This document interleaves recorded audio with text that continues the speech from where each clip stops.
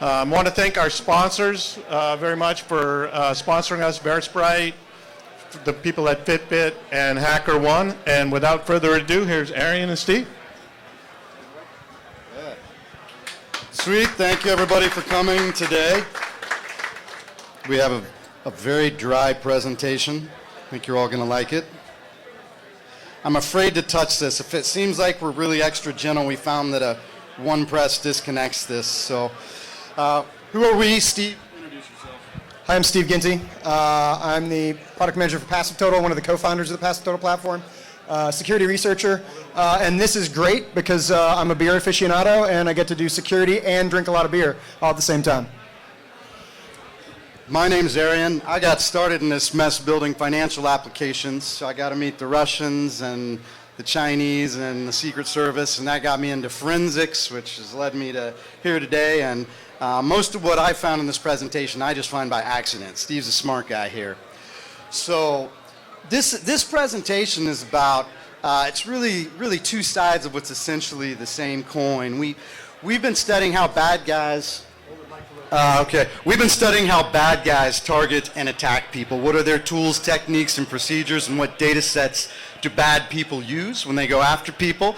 And we've been looking at ways that we can leverage the same TTP and data sets to help defend ourselves. So we're going to talk about that, and we're going to talk about turning that back around at the end on the bad guys. So the goals of this talk are really, we want you to walk away with an idea how both red and blue teams can leverage some new data sets we've been working with in your existing TTP to give you better visibility of who's attacking you, what they're setting up, where they're going to attack you next, trying to turn the table back around on the bad guys. We learned some interesting lessons doing this. So starting about 2 years ago, I wasted a year talking about the data sets specifically. And after about a year of presenting on data sets, the same people who had the same problems that I talked to weren't using the data sets that could help them. They weren't doing anything new and they were having the same problems, which led me to realize that just talking about data sets is not only boring, but people can't act on it. So today we're actually going to talk about some newer data sets combined with traditional data sets most of you are probably already using in one form or another, but we're going to specifically show you how to combine them and show you some free tooling you can use in investigations, because what we've found is if essentially we don't hand it to people prepackaged in a way they can use it easily or fit it into their existing TTP, that people just don't have time to sit down and research and play around with a lot of these new data sets. So that's the goal, show you how to do it and give you an easy way to do it. You should be able to walk out of here and do everything we just did today when we're done. So we're going to dive in here. Arian just showed a couple of the data sets that we at RiskIQ use to track adversaries, and we want to kind of impart the best way to go about using that information. So the whole point of this talk is to discuss how we can use web crawling and infrastructure chaining to allow us to better hunt our adversaries, those people that are targeting us. And so how do we do this? Traditionally, we've been doing this for a while. We're using interconnected data sets to find relationships between things. Domains connect to IPs. There's malware that associates to domains. You have CNC, command and control domains or IP addresses. All of these things kind of interconnect with each other. And if we present that data in an easy way to interact with, you can start to surface new connections about your adversary. You can possibly substantiate your thoughts about why the adversary is targeting you or how they're targeting you. And you can hopefully start to group activity in a way that makes it easier to defend your network. So what do we know about traditional data sets? You're going to see these little polygon octagons all over the place. But what we have is traditional data sets in passive DNS and Whois. Organizations have been using this for a while. What we are saying is, let me look at this command and control domain or IP address. Let me look at this domain that was used to download malware to my network, and let me expand from that piece of data to understand the adversary at large. And so these are tried and true methods. We start with an IP address. We find additional domains that associate to that IP address over time. From there, those domains associate to other IP addresses, and we're slowly chaining out information to bring context to our investigation. Additionally, whois data allows us to take facets of a whois record and quickly understand, if this email address was used to register a domain, maybe it was used to register other domains. Maybe this phone number or address or specific piece of information in that record was used to register additional domains. We're basically building off of poor operational security and human error. When people start to register domains, they're going to possibly do the same thing over and over again because humans are creatures of habit. And so we can use that scenario to identify additional parts of the actor infrastructure and again, use that to defend our network. So like I said, this is traditional data. We know this. We have to expand beyond this. How many people here are incident response or blue team that actively are doing investigations today? How many folks here are wanting to learn how to do that, more of it? How many folks here are like red team, pen tester, reverse engineer? Okay, so we've got an interesting mix and a lot that raise their hands. So building off that kind of traditional methodology of chaining infrastructure, what do we want to do? We want to bring that tried and true method to other data sets. The reason we want to do this is we found that actors and attackers are evolving. They know as defenders how we're tracking them these days, and so they're using that knowledge to better protect themselves from our investigations. They're responding to our methodologies and privacy protecting whois data. They're using fully segmented infrastructure so that there's no overlap in passive DNS data. They're increasing their operational security in ways where 5 years ago they wouldn't care about it as much. Now people are doing things to stop us from identifying them.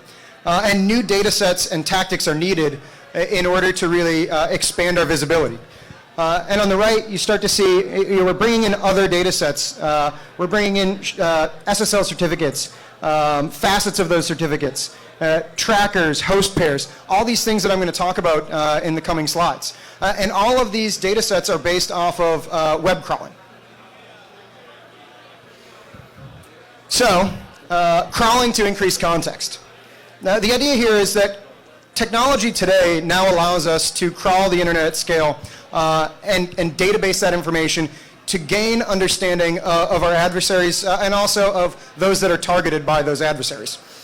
So we have the ability to do this, database that information, and not only understand what actors are doing today, but go back once we understand new tactics, techniques, and procedures, and look at our data to say how does this new bit of information layer over the data we currently have. It allows us more insight. And what we're really trying to do again is to use actors' mistakes, exploit poor OPSEC, and look at new infrastructure connections to really understand our adversary.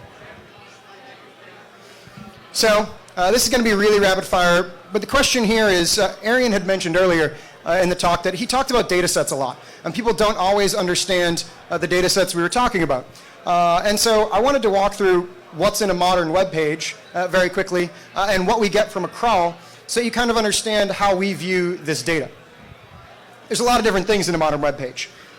Using our crawler, we can understand messages. This may be developer comments. This may be error messages. These things come out as we crawl a web page. We're going to understand links. Most pages are made up of other resources that they're pulling from, and so those links are part of the makeup of that web page. This allows us to know where content is being pulled from. We're going to understand dependent requests. What other parts of the web are websites pulling from to make the page you're viewing today? It's not like websites aren't static anymore, so they're actively pulling things on demand to make that page. Those types of calls can give us insight into is something malicious taking place here.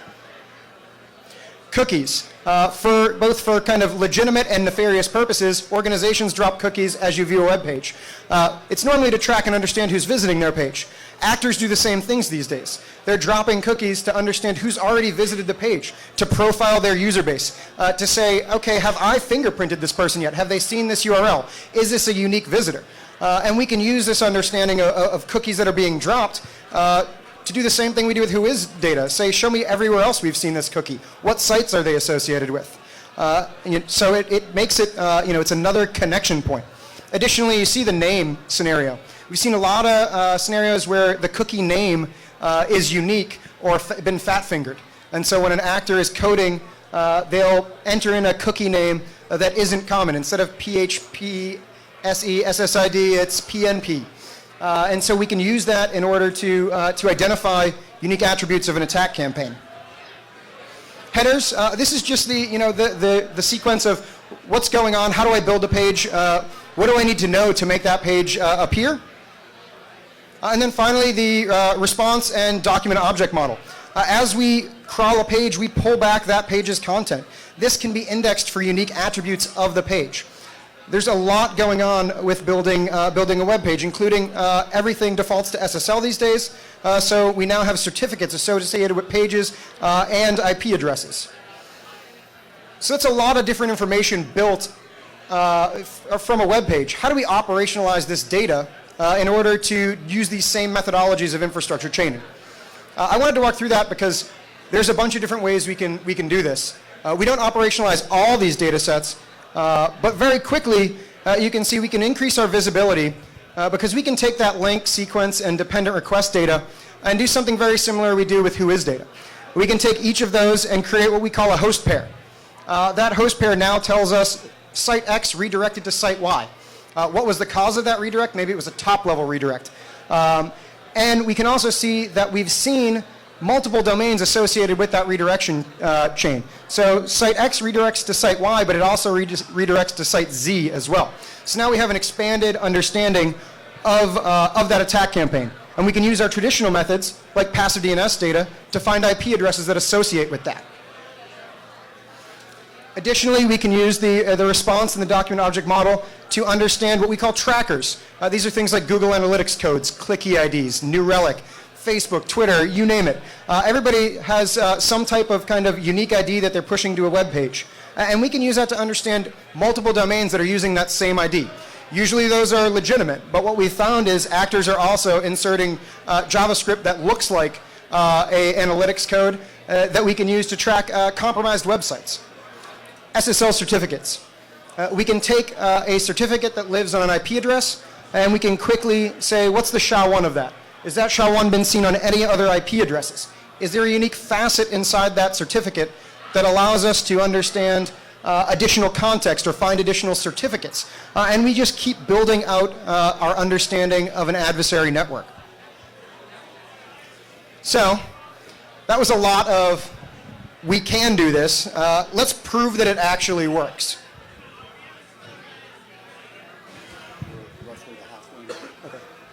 We're going to start with the MageCart example. This is a 2016 cybercrime campaign. It was a keylogging malware that was targeting e-commerce sites. It was injecting JavaScript code into those sites, and it was basically understanding how it was stealing the payment card information as the user was typing it into to checkout of the website. You can see that this is a crawl sequence from a crawler that shows we have Faber, which is a book company in the UK, is redirecting to mageonline.net and jquery-cn.top. It shouldn't be doing that.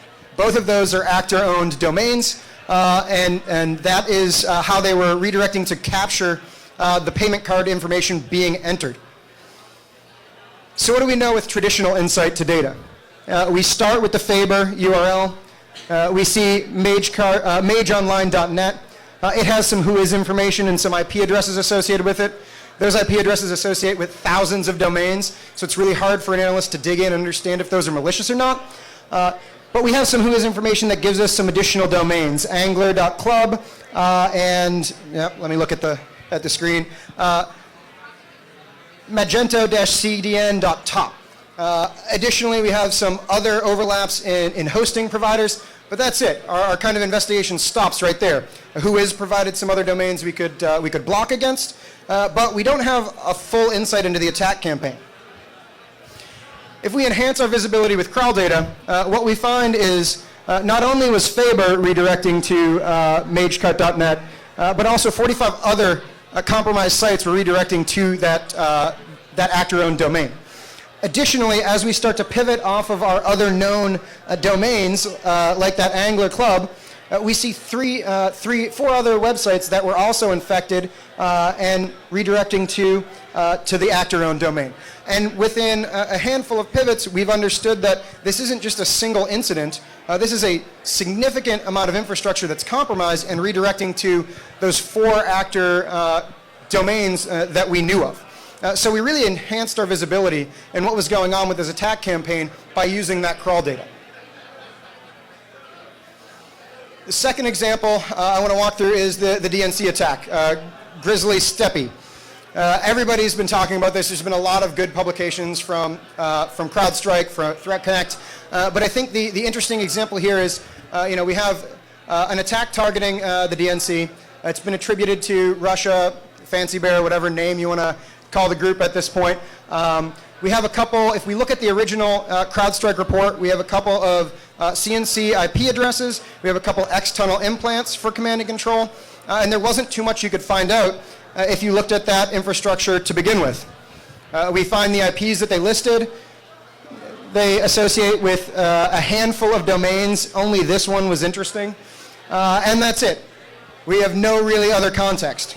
If we start to look at crawl data and use our certificate repository to expand our knowledge of this, what we find is there are SSL certificates associated with these IP addresses. Most of them are only associated with a single IP address. But if we look to the far right, we see that large chunk of additional IPs. That's a huge group of possible additional external IP addresses that you identify based off shared certificate.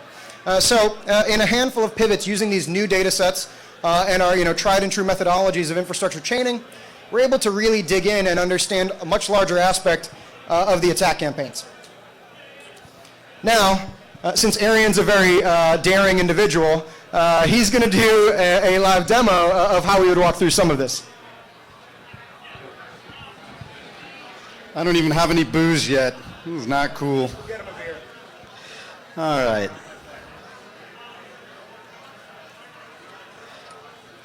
So, we're going to start with a simple example. And basically, I'm going to walk you through this step by step. Like if you were going to do this yourself, these are exactly the steps and the connections you make. And along the way, I'm going to show you some mistakes I made. Was anybody at DerbyCon last year? Okay, so I gave an example I'm going to use here in DerbyCon, and I totally missed a huge indicator that explained a whole bunch of things I didn't understand. I'm going to show you today. But this one, this is a basic fish, and I didn't screenshot it. It's gone now. This is just passive DNS data we're looking at, and so it's no longer live. But this was a Google login form, and this guy, if you actually look at the links and the DOM, he just sources in Google's legitimate assets and puts up login forms. And so we got this Google login form. What does that mean to me? Do I just block it and move on? I got an alert, my user went there and, some endpoint or IDS thinks something bad might have happened. I don't know, where it matched up with the blacklist. Those things can be pretty noisy, blacklist and threat intel. So I want to ask some questions about how dangerous is this thing? Do I really need to care? Do I block it and move on? Is somebody targeting me? Do I need to spin up a whole team and really investigate this and, do I need to put monitors on this? So we're going to look through this data really quick. First thing is this Google? Is this legitimate? Well, I'm going to come in here and I'm going to look at the whois data. And this guy conveniently leaves his whois data or some whois data in here we can pivot off of. So looking at the whois records, I'm just going to jump over here into the email. And this gives us a pretty clear picture. Let me make this bigger. Can you read that? So basically when you jump into this guy's email, he's got like 25, 35 domains registered, and they all follow this pattern of Facebook and Google fake profile, fake login pages for the various products. This guy seems to have a niche, and his niche is fake Google and Facebook profiles, and that's all he does. So I'm not really worried. It doesn't look very targeted. It doesn't look very legitimate. I'm just going to drop those into something that I can block my users from going to it and move on. If you look through the rest of his whois, it's not that interesting. When we look at the link data, which is what this host pairing is, we can see they're sourcing in Google assets. Now where this gets interesting though, when I started saying well, could this be Google, I jumped over, and if you look at the actual infrastructure underneath it, it's pretty amusing because all his Google and Facebook stuff runs on ASP.NET and an older version of IIS 7, which I'm fairly confident Google and Facebook aren't actively using today. So there we basically walked through and said, hey, he's a phisher. I don't really think he's targeting me. Is it legitimate? Nah, it's definitely not legitimate. I mean, he's copying Unix vendors on .NET stuff, so I'm going to block it and move on. So that's our first example. I promise you the rest are a little more interesting here. All right, this one, this example is a pretty interesting one too. Unfortunately, something just changed on it in the last week or so. So there's a point where I usually get a good laugh that I've lost. I'll tell you about it when we get to where it should have been funny. But essentially, this is one. These folks were active for a while, dropping links on social media. And a lot of social media threats are blended threats. So they'll link back to traditional phishing attacks, or they'll try to link you to a fake mobile app to download, or they'll have a human try to social engineer you. So you'll see these pop up. They're usually sub-24-hour attacks, like fake customer service. You use the hashtag #Matic1, and then they'll drop a link in. Oh, here's our customer service guarantee. Come talk to us. At the end of the day, these folks we're going to look at here are just phishers, but let's see what we can learn about them. So we're going to come down here. I'm going to look at the who is, and unfortunately this one's a little difficult to extract much because they've anonymized the who is. And this actor actually just started anonymizing the who is at the start of the year. Prior to this actor actively advertised a set of who is that we could use to kind of verify that it was a bad attack. So let's go a little farther through here. I went back and now I pulled historical who is. It's important when you're doing investigations to have historical data, especially as adversaries are getting smarter about hiding themselves and covering their tracks. So you want a good source of historical data. And the actor I have here, his persona is Hildegard Gruner. And so we can pivot off that. And if we look at Hildegard, he owns a lot of stuff. And actually, if we go through all the different facets, if we pivot off all the facets of this who is data, we'll find roughly 10,000 domains, somewhere between 5 and 10,000. This guy owns a lot of domains, or has historically. So when you first look at this, though, this McAfee and Bitcoin stuff is all brand new. He's into something new. But you look at it, he's got a lot of junk domains and weird typo squatting stuff. It looks like he's been into everything. If you start sorting the data historically, though, you can see as an adversary, it looks like he matured over time. Looks like he got into some basic typo squatting and very basic stuff, and then as the years go on, you can see his attacks start to advance and target specific name businesses, and then they start to get into more campaigns. So I already know who Hildegard is. I know this isn't legit, but are there other points of data sets I can use to verify that my employees or my customers aren't going to what is a legitimate site? I don't want to block this thing if it's legitimate. So I thought, well, let's actually look at the technology stack running on this alleged Capital One bill pay site. So we look at the technology stack. It's running WordPress. It's running IIS 7.5. There's actually not running a lot of stuff here. It's only got 126 components, unique technology components. So I thought, let's compare this to a real. So this is CapitalOne.com, and if we look at this guy here, I'll just pull it up to give you an idea of the numbers. So the legitimate default CapitalOne.com site has over 3,600 different web components on it, where the fake one only had about between 1 and 300. So they're not doing a very good job of impersonating them, as well as the legitimate Capital One links to everyone on the planet. But what was more amusing about this when I dug in is when you come back here to the adversary site and when you look through their components, they actually keep all their components patched and up to date. So if you look through the WordPress, if you look through the jQuery, even the PHP versions, the phishing site is relatively up to date. It's usually within a week or two of new patches and releases. When you go through the Capital One components, what's interesting is actually the legitimate Capital One site does not. When you start looking through their stuff, you'll find old versions. There's ASP.NET 2.0 still running in production here. There's Heartbleed running in production on their Alexa, which is their Amazon Alexa integration for Capital One. If you're using that, it's vulnerable to be sniffed all day long. So they used to have some more components, but I talked about this online once, and then I noticed that the next week the components I talked about got patched. So maybe if this shows up in video online, they'll fix their OpenSSL and other issues too. So again, quick way we can tell the adversary. We've got historical who is, and we just look at the fingerprints of the technology stack, and it tells us a lot about what's going on. Adversaries more worried about their infrastructure being compromised.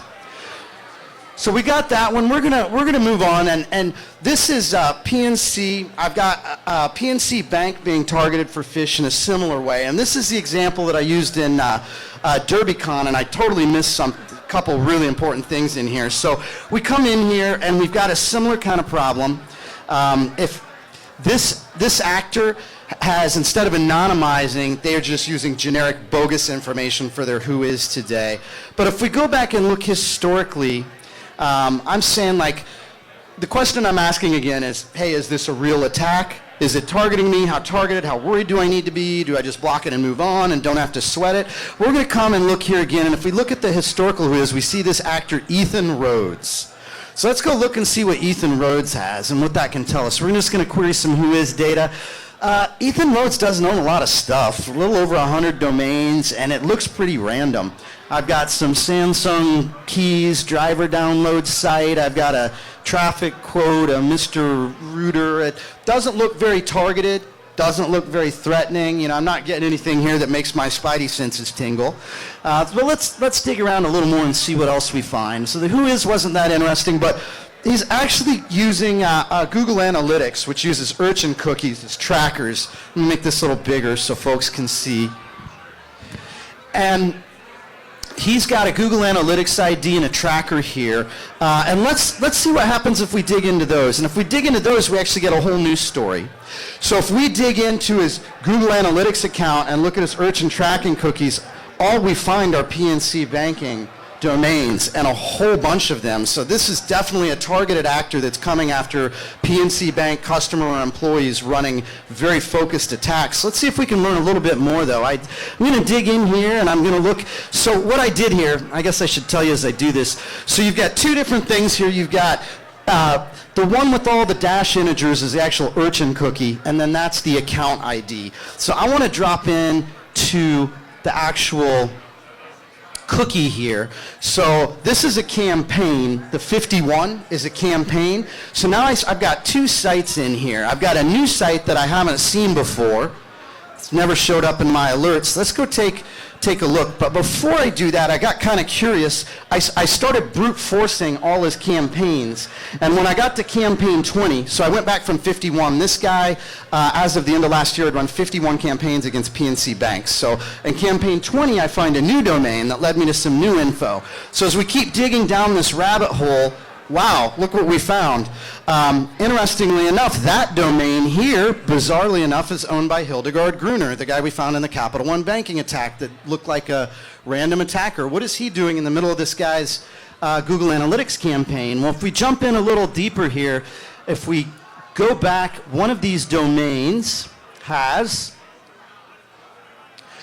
two, and this is very rare, you won't see this very often, two accounts, two sets of tracking cookies. So basically both actors, Ethan Rhodes and Hildegard Gruner, I'm going to have to skip the rest of this because we're almost out of time, but they occasionally run joint campaigns. And the Ethan Rhodes persona tends to run the very focused ones on banking, and Hildegard runs the broader campaigns.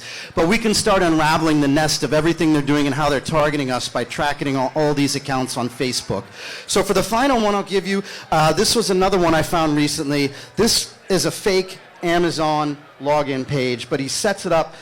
This actor creates domains that look and seem like Amazon, and they put them all over the web. They host them in Amazon infrastructure. You know, what can I learn about this really quickly digging in? Well, I can't really learn much because this actor actually uses legitimate information for who is registration for other people. In some cases, what we think is these are actually compromised sites. So they're legitimate sites that are compromised that they put their stuff on and are piggybacking. So when you go to the who is, this is all going to lead you to legitimate businesses. So you're going to go, oh, okay, well, this doesn't look like a bad actor. This is all legitimately owned stuff. If we dig in and we look at the who is, we're going to find all this Alpine audio-related businesses. So I'm going to blow through all this. What was this one? Oh, phone number. All right, final one I'm going to show you because their time's up. Facebook ID was left embedded in the page. Now that's interesting. What happens when we query the web for that Facebook ID?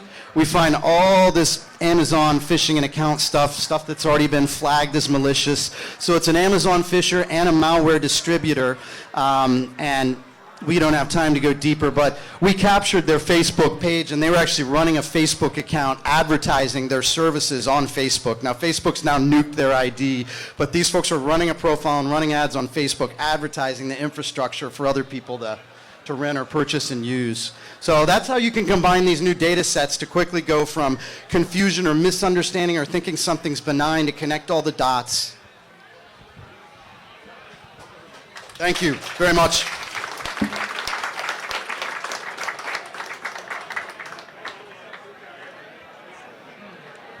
Thanks very much, Arian. Thanks very much, Steve. Here, we got a little gift for you guys from our friends at Fitbit for thanking you guys, and thank you very much from BSidesSF. Really appreciate it.